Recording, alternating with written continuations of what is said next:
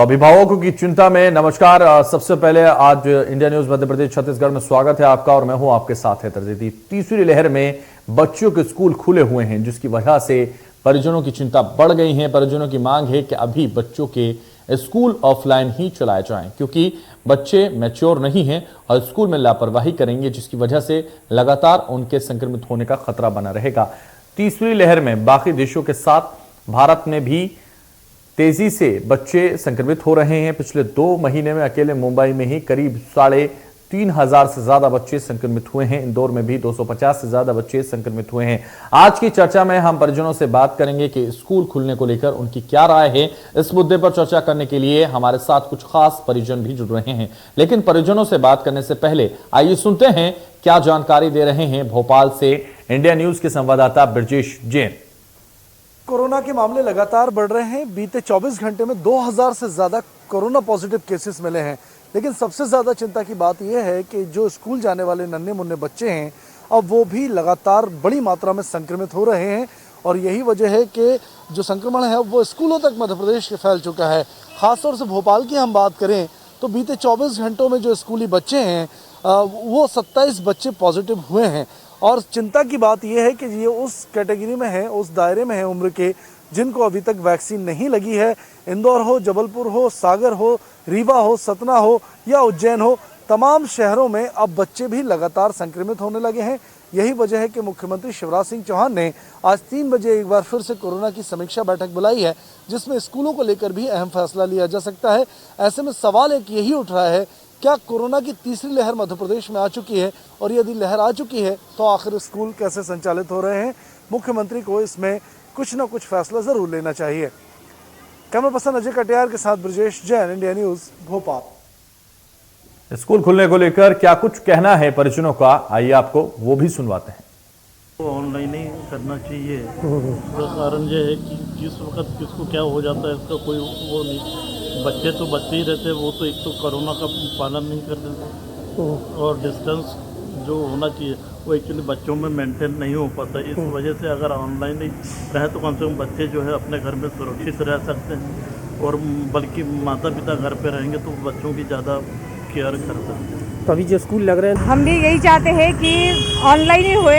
अभी 18+ से यानी डोज चालू हो रहा है, तो हमारा भी यही कहना है कि ऑनलाइन ही क्लासेस ले। नहीं, ऑनलाइन रहने देना चाहिए। स्कूल की तो छुट्टी कर देना चाहिए, क्योंकि बच्चे काफ़ी मतलब प्रभावित हो रहे हैं और केसेस बढ़ते ही जा रहे हैं।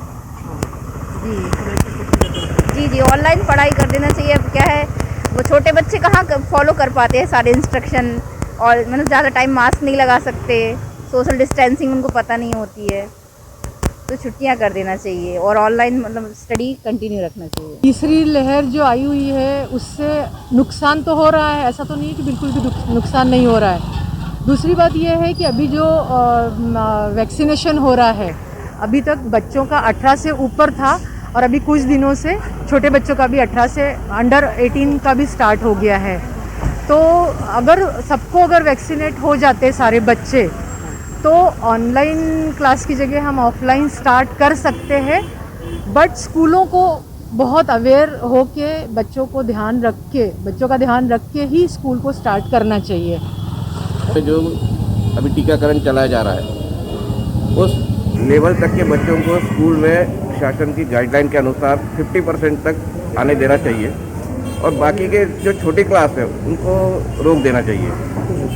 बच्चों के भविष्य को देखते हुए 8वीं तक के बच्चों को घर में शिक्षा देना चाहिए और जो 9वीं से लेकर 12वीं तक के बच्चे हैं उनको 50% शासन की गाइडलाइन के अनुसार ही बुलाना चाहिए।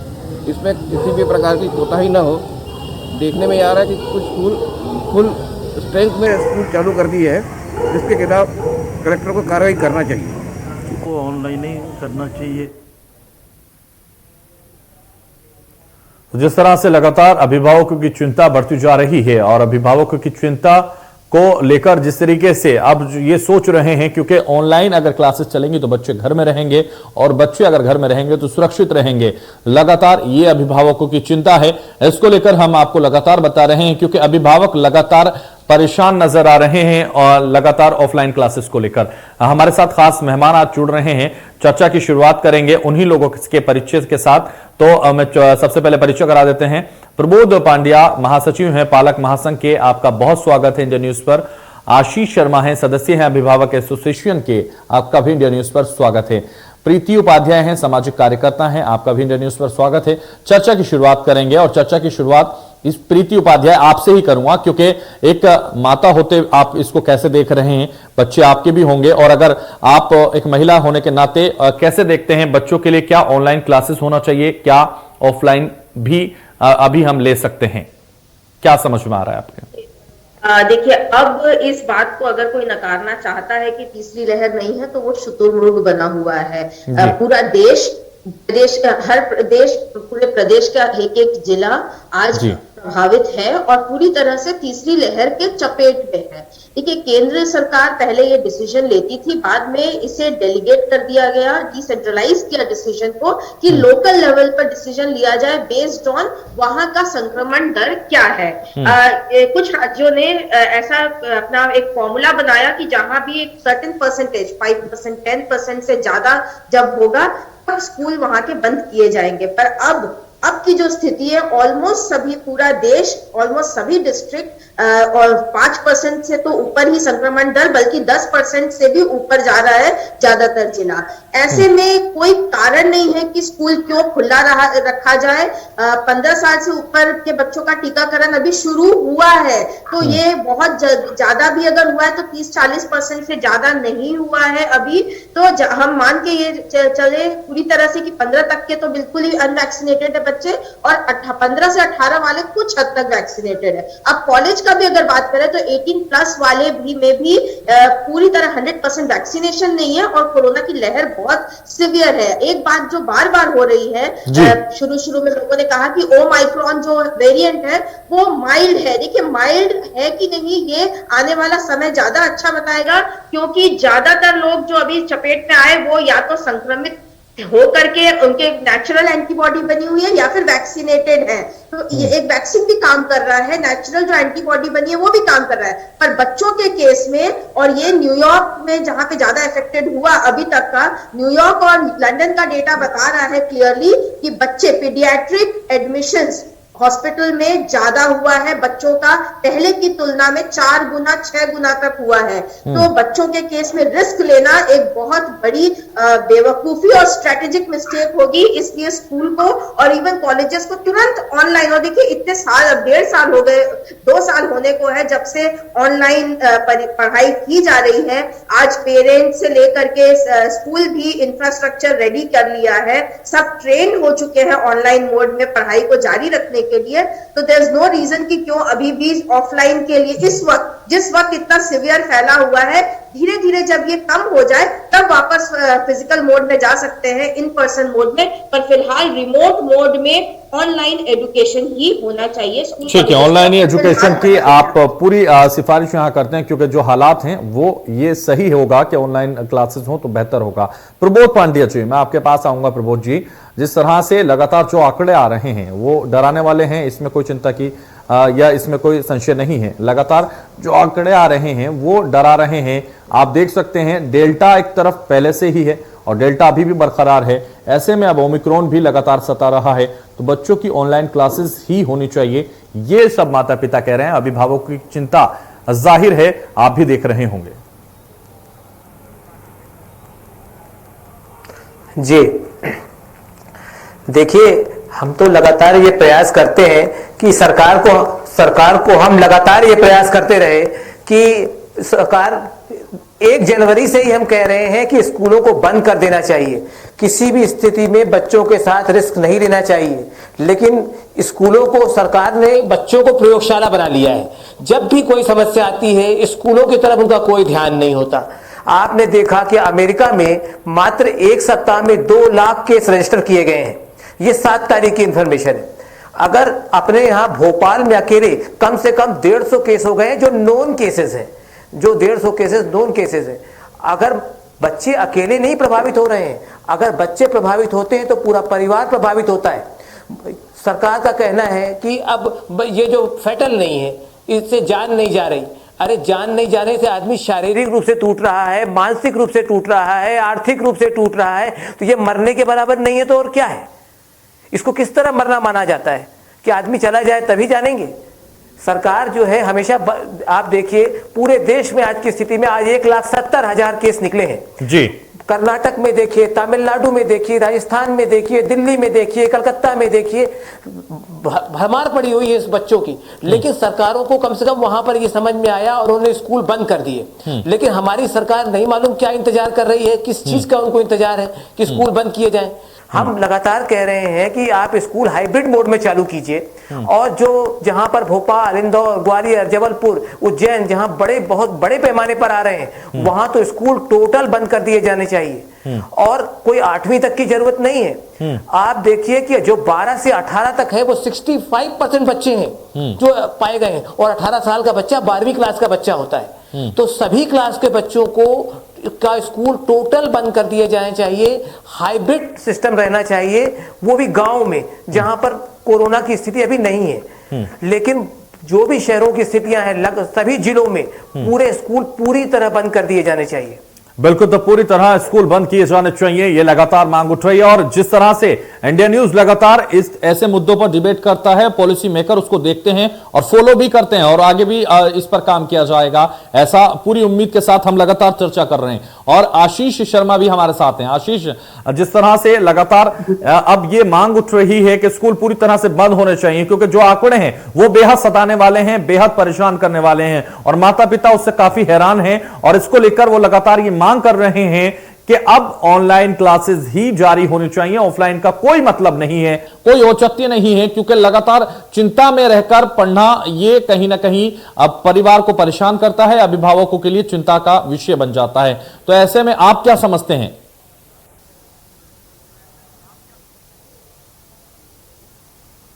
चैनल पे टॉक शो में कि हमने कहा था कि अभी स्टार्ट नहीं करना चाहिए स्कूल क्योंकि कोविड की 3rd लहर आ सकती है। उस वक्त सरकारों ने भी ध्यान नहीं दिया और सरकार कहीं ना कहीं फीस वसूलने में स्कूलों को सपोर्ट करती रही और स्कूल स्टार्ट कर दिया। अब जब आज 3rd वेव आ गई है तो भी स्कूल ऑन कर रखा है। कंसर्न पेशेंट से अपने पेरेंट्स से लिया जाता है कि आप साइन करके दें कि हम भेजना चाहते हैं। अब ऑफलाइन ऑनलाइन दोनों मोड का मतलब क्या होता है? मेरा कई पेरेंट्स से मुझे फोन आते हैं और मैंने जो चर्चा की पेरेंट्स से, पेरेंट्स बच्चों को नहीं भेजना चाहते, लेकिन अगर आप ऑफलाइन स्कूल कर देंगे तो बच्चों को भेजना पड़ेगा। अब वापस से एक ऑप्शन चालू होगा कि ऑनलाइन और ऑफलाइन कर रहे हैं, मतलब हम बच्चों के साथ खेल रहे हैं। अब अगर जहाँ वैक्सीनेशन की बात कर रहे हैं कि 11-12 के बच्चों को या 16 साल, 18 साल, 15 साल के बच्चों को वैक्सीन लगने लगी है, तो देखा गया है जो साइंटिफिक डाटा कहती है कि वैक्सीन लगने के कुछ दिनों तक इम्यूनिटी थोड़ी लो रहती है। वो एंटीबॉडीज बनने में एक समय लगता है जब तक कि बॉडी थोड़ी इम्यूनिटी लो रहती है। तो बच्चा रिस्क पे, आज अगर मेरे बच्चे ने वैक्सीन लगाया, वो स्कूल में लगा रहा है, वो कल स्कूल जाएगा तो अगले 6-7 दिन तक, 10 दिन तक उसकी इम्यूनिटी लो है बिकॉज ऑफ वैक्सीन वायरस जो उसको दिया गया। तो इस कारण हम बच्चों को कहीं ना कहीं बहुत रिस्क दे रही है और सरकार पता नहीं क्या खेल रही है। बच्चों पर ट्रायल चल रहा है कि भेज के देखते हैं ओमिक्रॉन का असर बच्चों पे क्या होगा। बच्चे जैसे हम बोलते हैं ना, हम बड़े ही नहीं मान रहे हैं, बाहर मास्क नहीं लगा रहे हैं, हम देख रहे हैं हर जगह मास्क तो चालान बना पड़ रहा है, जब जाके भी बड़े नहीं लगा रहे हैं, भीड़ लगा रहे हैं मार्केट में, रेस्टोरेंट में। तो बच्चे तो एक स्कूल में मिल रहे हैं तो वो खेलेंगे, वो नेचुरल है। आप बच्चों पर डिसिप्लिन एक्शन नहीं कर सकते कि एक दूर बैठेगा या बैठेगा। अब आप बच्चों को बुला रहे हैं स्कूल में, वो वायरस फैलाएंगे। एक सेंट्रल जोन होता है, अगर स्कूल अगर बच्चे इकट्ठे कर रहे हो, वो अपने पेरेंट्स के घर पेरेंट्स के पास जाता है, वहां पर ग्रैंड पेरेंट्स भी है, बुजुर्ग भी है और रिलेटिव्स भी है। बच्चा स्कूल से वायरस लेके पहुंचा सकता है। हम एक और चांस दे रहे हैं वायरस को बढ़ने के लिए। जहां पिछली दो लहरों में हमने स्कूल बंद रखे थे तब एक बच्चा बचा हुआ था, अब हम बच्चे को भी एक्सपोज कर रहे हैं। बिल्कुल, स्कूल खोल दिया गया, बड़े तो बच्चे भी ओपन हो गए उसके। ठीक है, आप सब लोग बने रहिए हमारे साथ, हम आगे बढ़ते हैं और आपको जबलपुर से इंडिया न्यूज के संवाददाता राजेश कुमार विश्वकर्मा कोरोना संक्रमण को लेकर ज्यादा जानकारी दे रहे हैं, वो आपको सुनवाते हैं। लगातार कोरोना संक्रमण के मामले बढ़े हैं और तीसरी दस्तक जो है, तीसरी लहर की दस्तक इसे माना जा रहा है। जिस तरीके से 190 से ज़्यादा पॉजिटिव एक दिन में सामने आ रहे हैं और ज़िले में अगर एक्टिव केस की बात की जाए तो 600 से ज़्यादा एक्टिव केस अब तक हो चुके हैं। तो अब एक बार फिर कहीं ना कहीं अभिभावक जो है वो इस बात की मांग कर रहे हैं कि जिस तरीके से क्लासेस जो है बच्चों की चलाई जा रही हैं 50% क्षमता के साथ, उन्हें कहीं ना कहीं बंद किया जाए या उन्हें ऑनलाइन क्लासेस में तब्दील किया जाए। लगातार जो मांग है वो कहीं ना कहीं है अभिभावकों की। हमारे साथ अभिभावक मौजूद हैं।